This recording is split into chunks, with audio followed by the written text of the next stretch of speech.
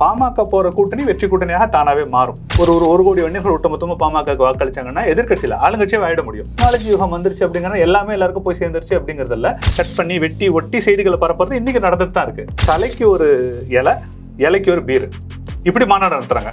இது வெறும் வன்னியர்களுக்கான இடஒதுக்கீட்டு பிரச்சனை கிடையாது.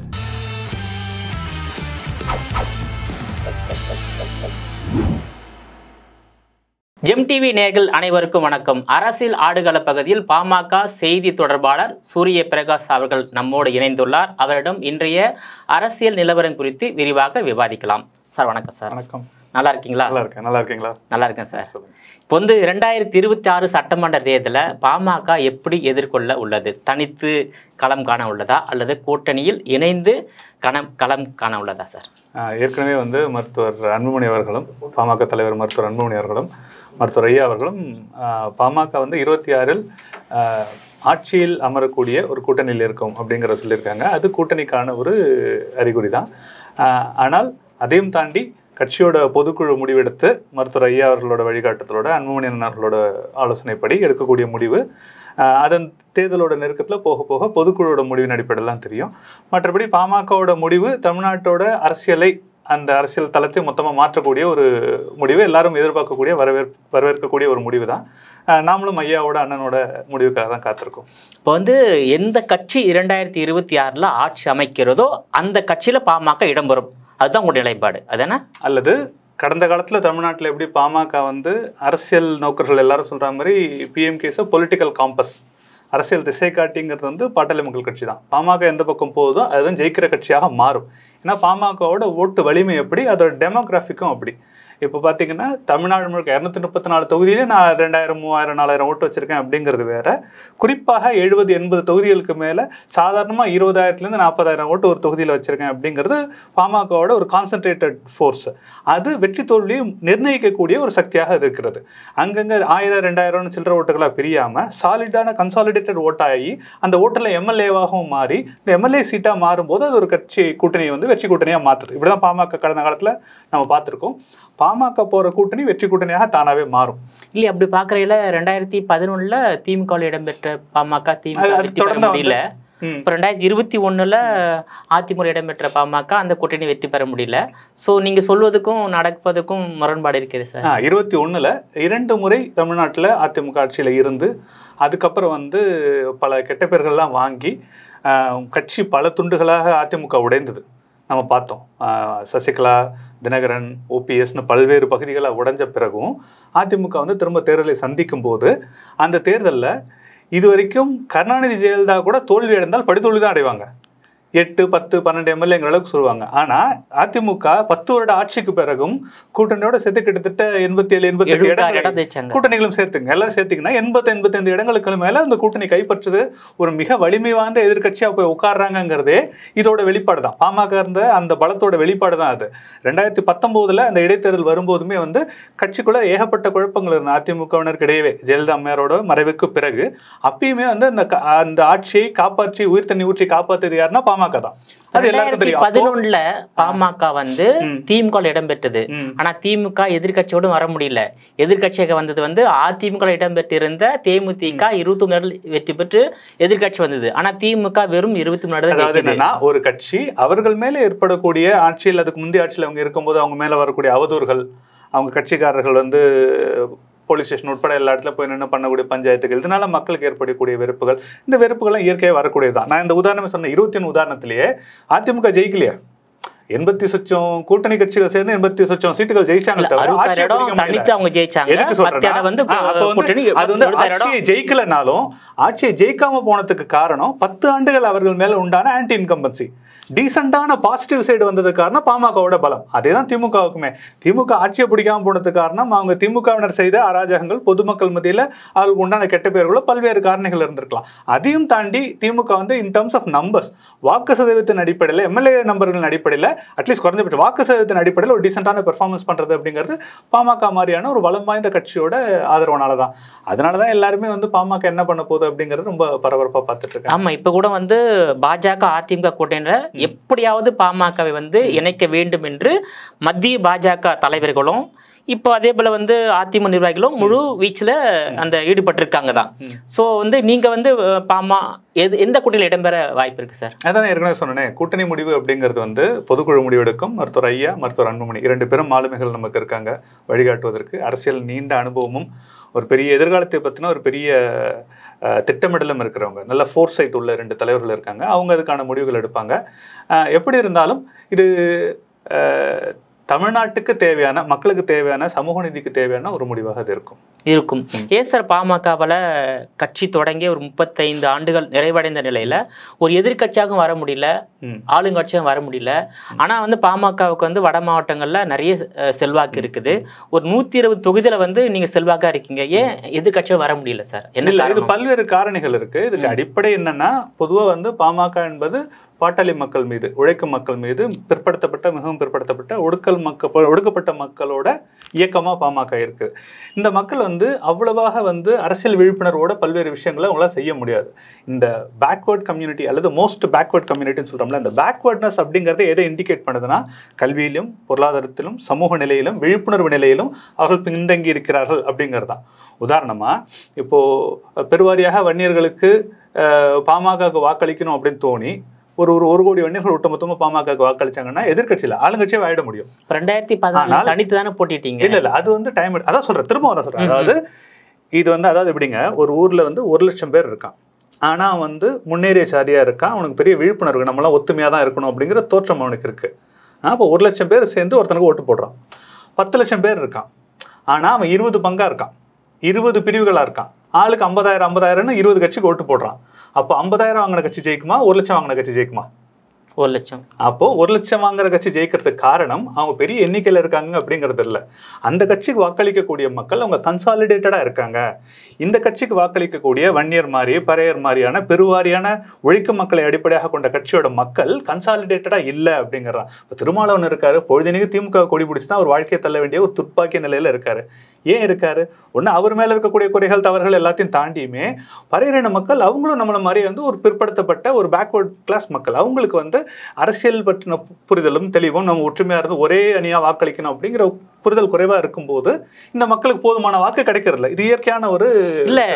அதாவது தமிழ்நாட்டுல இரு திராவிட கட்சியில எந்த கட்சி கூட்டணி அமைத்து சட்டமன்ற தேர்தல், நாடாளுமன்ற தேர்தல், உள்ளாட்சி தேர்தல் சந்திக்குதோ அவங்கதான் வந்து ஏதோ ஒரு சில இடத்துல ஜெயிக்கக்கூடிய நிலை இருக்கின்றது. 2024 கூட பாத்தீங்கன்னா இதே விசிகா வந்து திமுக கூட்டணி வைத்தனால சிதம்பரம் தொகுதி, விழுப்புரம் தொகுதி ஜெயிக்கிறாங்க.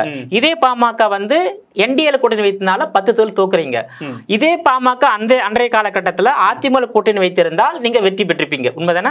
இல்ல, அதெல்லாம் வந்து கணிப்பு தான்.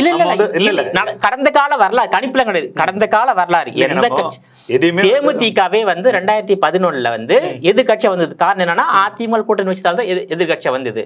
அப்ப அதுதான் சார் உண்மை. அவங்க தனி 2016 அதே மக்கள் கூட்டணி ஜெயிக்க முடியலையே. அப்படி இல்லைங்க. நீங்க வந்து 2 பேரும் சேர்ந்து வேலை செய்யக்கூடிய ஒரு இடத்துல யாரால வெற்றி அப்படிங்கிறது ஈஸியா இன்னொருத்தர் மேல நம்ம வந்து போட்டு போயிடலாம். நம்ம அதன் அடிப்படை சொல்ல முடியாது. பாமக ஏன் வந்து ஆட்சி அதிகாரத்தை எட்டவில்லை, நீங்க வந்து ஆளுங்கட்சியா ஏன் ஆகல, எதிர்கட்சியா ஏன் ஆகலன்னா அதுக்கான கால சூழல். அதான் விஜயகாந்த் கூட அந்த எதிர்கட்சியா வருவதற்கு காரணமாக இருந்தது அதிமுக. அது உங்களுக்கு தெரியும். அதே 2011 எதிர்கட்சி, 2016 தனித்து நிக்கிறாங்க, ஜெயிக்க முடியல மக்கள் நல கூட்டணி. நீங்க அதுல இருந்து என்ன தெரியுதுனாக்கா, எந்த கட்சி ஜெயிச்சாலும் தோத்தாலும் அதை நிர்ணயிப்பது வந்து திராவிட கட்சியாக இருக்கிறது. இதுவரையில நான் சொன்னதுதான். அதாவது 2016 பாமக தனித்தே 214 தொகுதியில போட்டிட்டீங்க. அதுல ஒரு 10 இடம் ஜெயிச்சிருந்தா கூட நீங்க வந்து பாமகவுக்கு செல்வாக்குன்னு அப்படின்னு சொல்லிக்கலாம். ஆனா நீங்க வந்து மக்கள் உங்களை ஏமாத்திட்டாங்க, நீங்க மக்களை ஏமாத்தல. அதான் உண்மை. நீங்க ஏமாத்திட்டாங்கிறத விட அரசியல் எப்படி பார்க்கணும்னா, அரசியல் வந்து தனிநபர் கிடையாது. ஒரு தனிநபர் வந்து நமக்கு எது நன்மை அப்படிங்கிறத புரிஞ்சு திருந்தி அவர்களோட பழக்க வழக்கத்தை, அவர்களோட சிந்தனையை மாற்றிக்கிறதுக்கு 1 நாள் 1 மாதம் போதும். ஆனால் ஒரு மிகப்பெரிய சமுதாயம், 1 கோடி மக்கள் இருக்கக்கூடிய ஒரு சமுதாயம் வந்து நம்ம எதை நோக்கி போகணுங்கிற ஒரு முடிவை எடுக்கிறதுக்கு அது பல தசாப்தங்கள் எடுக்கும். 10 ஆண்டு, 20 ஆண்டு, 30, 40 ஆண்டுகள் எடுக்கும். என்னன்னா, அந்த சமுதாயமா மாறுறதுங்கிறதுக்கு ஒரு டைம் எடுக்கும். அந்த சோஷியல் டைனமிக்ஸுக்கு பொறுமையாக தான் நம்ம அரசியல் செய்ய வேண்டும். ஒரு தனிமனிதன் திடீர்னு ஒரு நாள் முழிச்சு இருந்துச்சு, ஓகே இன்னில நான் குடிக்கலன்னு முடிவு எடுத்துட முடியும்? இன்னிலிருந்து நான் குடிக்க மாட்டேன் அப்படின்னு முடிவு எடுக்க முடியும். ஒரு சமுதாயம் ஒட்டுமொத்தமா இல்ல பூர்ண முதலுக்கு நம்ம எல்லாரும் ஏத்துக்கணும், ஒரு மொத்த சமுதாயமும் முடிவு எடுக்கிறதுக்கு காலங்கள் எடுக்கும். அப்படின்னா ஒரு அரசியல் முதிர்ச்சி வந்து மக்கள் அதை ஏற்றுக்கொள்வதற்கான காலம் வரும். நம்ம தொடர்ந்து அதுக்கான வேலை செஞ்சுக்கிட்டே இருப்போம். ஏன்னா இதுக்கு முன்ன இருந்த விழிப்புணர்வு வேற, இப்ப வேற. இப்ப வந்து ஒரு தகவலை மக்கள் கிட்ட வந்து சீக்கிரம் கொண்டு போயிடலாம். ஏன்னா நல்ல தகவலும் போது, தப்பான தகவலும் போது. ஏகப்பட்ட திரிக்கப்பட்ட பொய்யான paid news, generator news, fake news, bias news, பல வகையான உண்மைக்கு புறமான செய்திகள் இருக்கு. பாதி மறைக்கப்பட்ட, பாதி உண்மை, பாதி பொய், முழு பொய், திரிக்கப்பட்ட பொய், கற்பனை, இப்படி பல வகையில வந்து பல செய்திகள் மக்களோட கொண்டு போய் இந்த காலத்துல சேர்ந்துக்கிட்டு தான் இருக்கு. மக்களுக்கு அதனால முழு செய்தி போகுது அப்படின்னு சொல்ல முடியாது. நீங்க எவ்வளவு பாக்குறீங்க, எவ்வளவு இன்ஃப்ளூயன்சர்ஸ், யூடியூபர்ஸ், கட்சியோட பல கட்சிகளோட பெய்டு மீடியாவா அவங்களாம் வேலை செய்யறாங்க. ஓகேவா? ஆனா வந்து திட்டமிட்டு பொய் செய்திகளை மக்களோட பரப்புறாங்க. இதை உட்காந்து ஒரு வேலையை செய்யறாங்க. அவங்களுக்கு காசு கொடுத்து ஒரு ட்வீட் போட வச்சு, ட்வீட்ல கமெண்ட் போட வச்சு, ஃபேக் பொய்யா போட்டோஸை எடிட் பண்ணி அல்லது கட் பண்ணி வெட்டி ஒட்டி செய்திகளை பரப்புறது இன்னைக்கு நடந்துட்டு தான் இருக்கு. அப்போ வந்து மக்களுக்கு டெக்னாலஜி யுகம் வந்துருச்சு அப்படிங்கிறது எல்லாமே எல்லாருக்கும் போய் சேர்ந்துருச்சு அப்படிங்கிறது இல்லை. ஒரு பெரிய அளவுல ஒரு இருட்டடிப்பு செய்யப்பட்ட சில விஷயங்களை கொண்டு போய் சேர்க்கறதுக்கு நமக்கு இன்னைக்கு இந்த சோசியல் மீடியாலாம் ஒரு பயனா இருக்குதானே தவிர, அதை முறியடிக்கூடிய வல்லமை வந்து ஒரு அரசியல் கட்சிக்கு, அந்த கட்சி தலைவருக்கு வந்து இருக்கின்றது. நீங்க அடிக்கடி மாநாடு நடத்துறீங்க, மக்களிடம் பேசுறீங்க, உரையாடுறீங்க, உங்க சித்தாந்தத்தை சொல்றீங்க.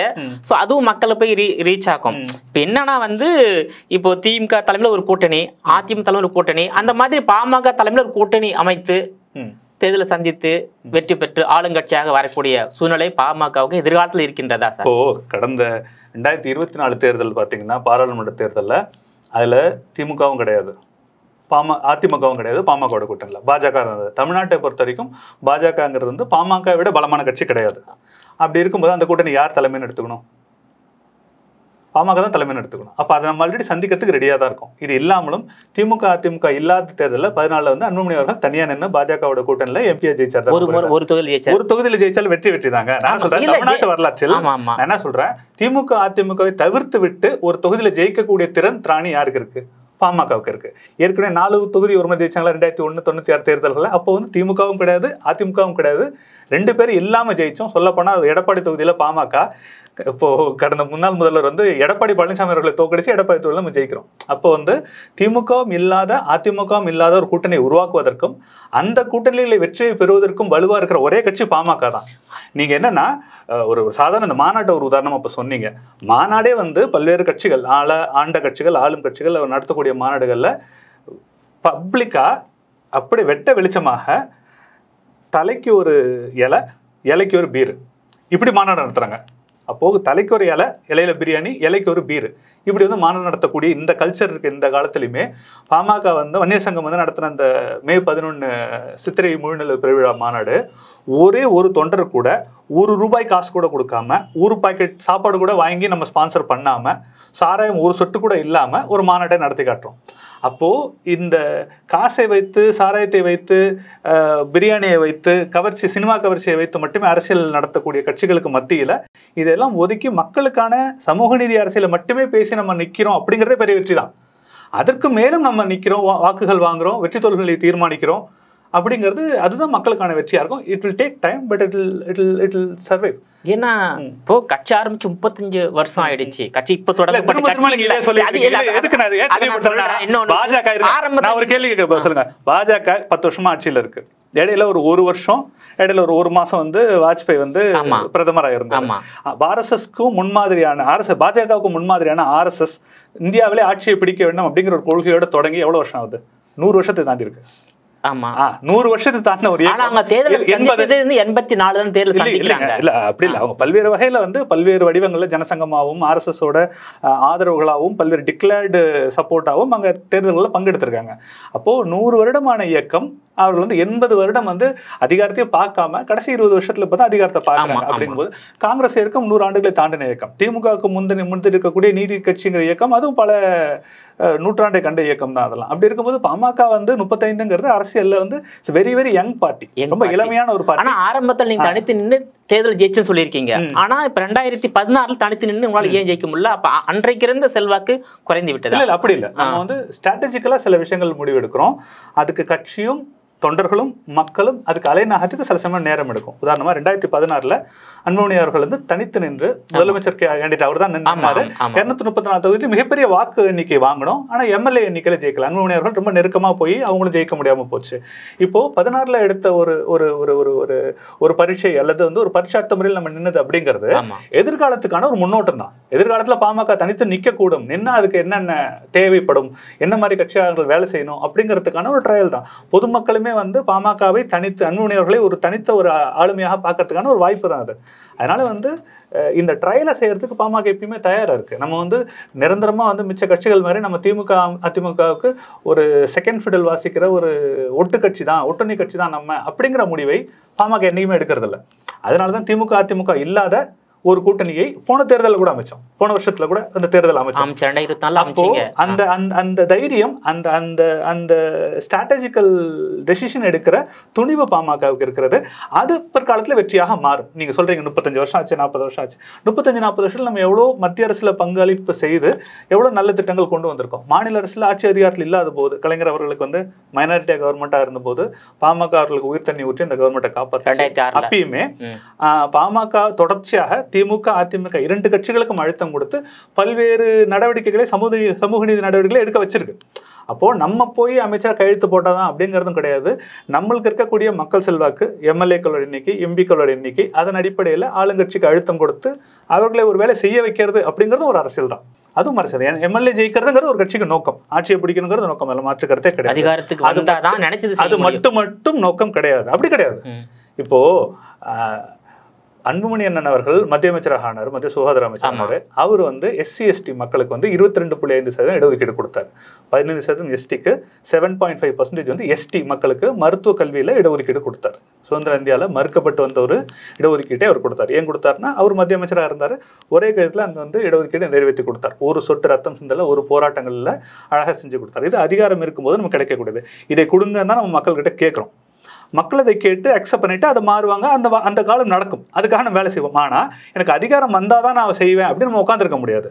இப்போ அதிகாரம் இல்லாமலே இடஒதுக்கீடு, 87 இடஒதுக்கீடு, அது போராட்டம், அதுக்கு பிறகு கிடைச்ச MBC இடஒதுக்கீடாக இருக்கட்டும், அருந்ததிற்கான உள்ஒதுக்கீடாக இருக்கட்டும், 10.5% இடஒதுக்கீடாக இருக்கட்டும், பல்வேறு இடஒதுக்கீடுகள், இஸ்லாமியர்கள் கொடுத்த இடஒதுக்கீடுலேருந்து ஆரம்பித்து பல்வேறு இடஒதுக்கீடுகள் பாமக ஆட்சி அதிகாரத்தில் இல்லாத போதே தன்னுடைய மக்கள் பலத்தையும் மக்கள் பிரதிநிதிகளின் பலத்தையும் வைத்து ஆளுங்கட்சி அழுத்தம் கொடுத்து செய்த சாதனைகள். இதே இல்லாமல் பாமக அக்கௌண்ட்ல தான் நம்ம எழுதுறோம். அப்படிங்கும்போது அதிகாரத்துல இருந்து நம்மளே கழுத்து போட்டு நடத்துறதுங்கிறது ஒரு அரசியல், அதிகாரத்துல இல்லாத போது கழுத்து போட வைக்கிறதுங்கிறது ஒரு அரசியல். இது ரெண்டையும் தான் ஒரு அரசியல் கட்சி செய்யணும்னு நாங்க சொல்றோம். என்ன உட்கார வச்சா அதுக்கப்புறம் நான் கழுத்து போடுவேன், அதுக்கப்புறம் அது வரைக்கும் எதுவுமே பண்ண மாட்டேன் அப்படிங்கிறது ஒரு கட்சியோட, ஒரு நல்ல கட்சியோட ஒரு கொள்கை அது இருக்க முடியாது. நம்ம அதிகாரத்துக்கு வருவோம், வர வரைக்கும் திருவள்ளுவர் சொன்னார்ல, செல்லும் வாயெல்லாம் செயல். இந்த இடத்துல போய் இப்படி செஞ்சாதான் அறம் நல்லது அப்படிங்கிறது கிடையாது. எந்தெந்த வழிகளில் எங்கெங்க முடியுதோ எல்லா வகையிலும் நன்மை செய்யணும். அப்படிதான் மக்களுக்கான அரசியலை எல்லா இடத்துலேருந்து பேசணும். ஒரு எம்எல்ஏ ஜெயிக்காட்டியும் பேசணும். நம்மளால ஒரு விஷயம் நடக்கணும். 10 எம்எல்ஏ ஜெயிச்சாலும் பேசணும். 100 எம்எல்ஏ ஜெயிச்சு ஆளுங்கட்சி ஆகிறமா நம்மளே கழுத்து போட்டு அதை ஈஸியாக செஞ்சிடணும். இதுதான் ஒரு அரசியல் கட்சியோட பாமக நிலை. இப்போ ஆளுகின்ற அரசாங்கத்திடம் பாமக சார்பா என்னென்ன எதிர்பார்க்குறீங்க சார்? முக்கியமான ஒரு கோரிக்கை வந்து 10.5% இடஒதுக்கீடு திட்டமிட்டு இந்த திமுக அரசால் ஏமாற்றப்பட்டு இந்த மக்களுக்கு வந்து துரோகம் இழைக்கப்படுகிறது. இது வெறும் வன்னியர்களுக்கான இடஒதுக்கீடு பிரச்சனை கிடையாது. ஏன்னா 69% இடஒதுக்கீடு அப்படிங்கிறதே உச்சநீதிமன்றத்தில் ஒரு வழக்கு நிலுவையில் இருக்கு. எப்போ வேணா கோர்ட் அதை ரீகால் பண்ணி அந்த வழக்கை எடுத்து 69% கோர்ட்டால் கேன்சல் பண்ண முடியும்.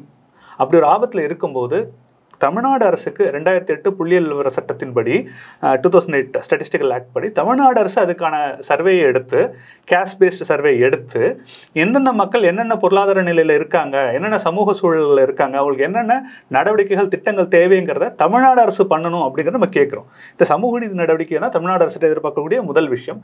ரெண்டாவது வந்து பல மக்கள் விரோத நடவடிக்கைகள் நடந்துகிட்டு இருக்கு. அதாவது மின்கட்டணம் வந்து மாதம் ஒரு முறை பில் போடுறோன்னு சொன்னோம், பழைய ஓய்வூதியம் கொண்டு வரேன்னு சொன்னீங்க, வேலை வாய்ப்புகளை அதிகப்படுத்துறேன்னு சொன்னீங்க, தொகுப்பூதிய ஆசிரியர்கள், பகுதி ஆசிரியர்கள் வேலை நிலைப்பு செய்யறேன்னு சொன்னீங்க, 2.5 லட்சம் காலியிடங்களை ஃபில் பண்ணுறோம், 5 லட்சம் புதிய காலியிடங்களை உருவாக்குறோம்னு சொன்னீங்க, பண்ணல. 50 லட்சம் தனியார் வேலை வாய்ப்புகளை உருவாக்குறோம்னு சொன்னீங்க, எதையுமே செய்யல. $1 trillion எக்கானமிக்கு நோக்கி கொண்டு போகிறோம் அப்படின்னீங்க, அதில் ஒரு 10% ஸ்டெப்பு கூட நீங்கள் எடுக்கல. இந்த மாதிரி மக்கள் விரோதமாக விலையேற்றம் இந்த மாதிரி விஷயங்களை கட்டுப்படுத்துவதற்கும் வேலைவாய்ப்பு உருவாக்குவதற்குமான வேலைகள் எதுவுமே செய்யலை. தமிழ்நாட்டில் ஒரு அமைதியே இல்லாத, பாதுகாப்பு இல்லாத ஒரு சூழல் ஆயிடுச்சு. தினம் தினம் நம்ம இது வரைக்கும் கேள்விப்படாத குற்றங்கள்லாம் தமிழ்நாட்டில் நடந்துகிட்டு இருக்கு. காரணம், கேள்விப்படாத போதைகள்லாம் தமிழ்நாட்டில் வித்துக்கிட்டு இருக்கு. ஒரு காலத்தில் கஞ்சாங்கிறது ரொம்ப ஒரு சீக்ரெட்டாக கிடைச்ச எங்கேயோ ஒரு மூலையில் யாரோ ஒருத்தர் எடுக்கக்கூடிய விஷயமா. மது ஒரு காலத்தில் அப்படி தான் இருந்தது. சாராயம் ஒரு காலத்தில் ஊருக்கு ஒருத்தர் தெருவுக்கு ஒருத்தர் குடிப்பாங்க. அவர் யார் குடிக்கிறாருன்னு தெருவுக்கே தெரியும். இன்னைக்கு தெருவில் குடிக்காத ஆளே கிடையாதுங்கிற அளவுக்கு வந்து தமிழ்நாட்டை வந்து சீரழிச்சு வச்சிருக்காங்க. இப்போ அதுக்கும் அடுத்த கட்டமாக போய் எங்கே பார்த்தாலும் கஞ்சா. நேற்று பார்த்தீங்கன்னா ஒரு 2.5 வயது குழந்தைய வந்து ஒருத்தன் கழுத்தறுத்து கொண்டு இருக்கான் கஞ்சா போதையில். அதாவது அந்த குழந்தையோட மாமன், சொந்தக்காரன் தான். அவன் என்ன பண்ணுறான், ஒரு 2.5 வயது குழந்தைய ஒன்று திட்டிச்சு போல இருக்கு. அதுக்குன்னு குழந்தையோட கழுத்தை அறுத்து கிணத்துல வீசியிருக்கான். வீசினவன் ஓடி போய் எங்கேயும் ஒளிய கூட இல்லை. அப்போ அவன் எந்த அளவுக்கு போதையில் இருந்தானோ 2 வயது குழந்தையை கொள்றோன்னு தெரியாத அளவுக்கு வந்து கொடூரனா மாறிடும். அப்போ இந்த போதையை கட்டுப்படுத்துறதுக்கு தமிழ்நாடு அரசு என்ன செஞ்சிச்சு? இவங்க போதைகளுக்கு எகென்ஸ்டான டிரைவ் எகென்ஸ்ட் ட்ரக்ஸ்லாம் பண்ணாங்க. அதனால ஒரு பயனும் கிடையாது. எல்லாமே கண்துடைப்பு நாடகங்கள் மட்டும்தான். இன்னைக்கு ஸ்விக்கி சொமேட்டோல ஆர்டர் பண்ணா சோறு கிடைக்கிறத விட சீக்கிரமா தமிழ்நாட்டில் கஞ்சா கிடைக்கும். ஒரு ஃபோன் அடிச்சிங்கன்னா டோர் டெலிவரி பண்ணுறாங்க கஞ்சாவை. அந்த அளவுக்கு தமிழ்நாட்டோட சட்டம் ஒழுங்கு அந்த அவ்வளோ கேவலமாக போய் கிடக்கு.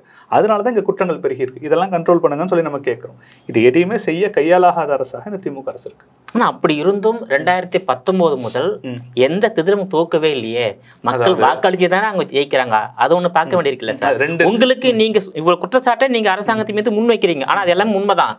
அப்படி இருந்தும் ஏன் அது அந்த கூட்டணியை மக்கள் தேர்ந்தெடுக்கிறாங்க சார்? இல்லை, அதாவது 2 விஷயம் இருக்கு. ஒன்று வந்து சொன்னால் மக்களை குறை சொல்கிறோம் அப்படின்றத சொல்லுவாங்க. மக்களை கரப்ட் பண்ணுறது அப்படிங்கிறது ஒரு விஷயம். மக்களை கரப்ட் பண்ணி காசு கொடுத்து வாக்கு வாங்குறதுங்கிறது தமிழ்நாட்டில் நடந்துட்டு இருக்கு. பணத்தை வெள்ளம் போல பாய்ச்சறது அப்படிங்கிறது. நான் ஏற்கனவே சொன்னேன், இந்த சோஷியல் டைனமிக்ஸ் ஒன்று இருக்கு இல்லையா. குடியரசுல ஜனநாயக அரசுங்கிறது ஏன், அதில் தன்னோட பங்கு என்ன அப்படிங்கிறத மக்கள் புரிஞ்சுக்கிட்டு அதனோட முதிர்ச்சியோடு அவங்க வாக்களிக்க ஆரம்பிக்கிறதுக்குன்னா கொஞ்சம் டைம் எடுக்கும். ஃபார் எக்ஸாம்பிள், யூஎஸ் வந்து ஒரு பெட்டரான டெமோக்ரஸி நம்ம சொல்கிறோன்னா 300-350 வருஷம் டெமோக்ரஸியாகவே அவங்க இருக்காங்க. இந்தியாங்கிறது வந்து கம்பேரிட்டிவ் யங்கர் டெமோக்ரஸி தான். இதில் மக்கள் அந்த அளவுக்கு விழிப்புணர்வு வந்து, அவர்களுக்கு கல்வி அறிவு வந்து, தொலைநோக்கில் நம்ம வாங்கக்கூடிய இன்றைக்கி வாங்குற 500 ரூபாய் நம்மளோட சந்ததியை எப்படியெல்லாம் பாதிக்குன்னு அவங்க புரிஞ்சுக்கிட்டு அவங்க வாக்கை வந்து சரியான கட்சிக்கு செலுத்துவதற்கு மக்கள் மெச்சூர் ஆகிறதுக்கு சில டைம் எடுக்கலாம்.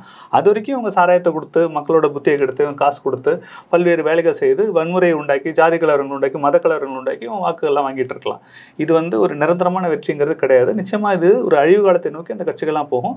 தேர் ஆல்சோ இந்த டெய்ல் எண்ட். இப்போ கடந்த ஆட்சியிலுமே பார்த்தீங்கன்னா 10 வருஷம் கழிச்சு திமுக ஆட்சிக்கு வருது.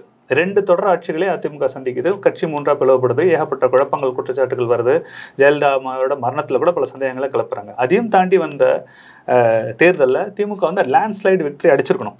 ஒவ்வொரு தொகுதியிலும் சாதாரணமாக 30,000-40,000 வாக்குகள் வித்தியாசத்தில் அவங்க ஜெயிச்சிருக்கணும். அப்படிலாம் கிடையாது. 2000, 3000, 1000, 500 அப்படி தான் ஜெயிச்சாங்க. விருத்தாசலம் தொகுதியில் 500 சொச்சம் ஓட்டு, மயிலாடுதுறையில் 2000 சொச்சம் ஓட்டு. இதே மாதிரி 5000க்கும் குறைவான ஓட்டு 25-30 தொகுதி இருக்குது.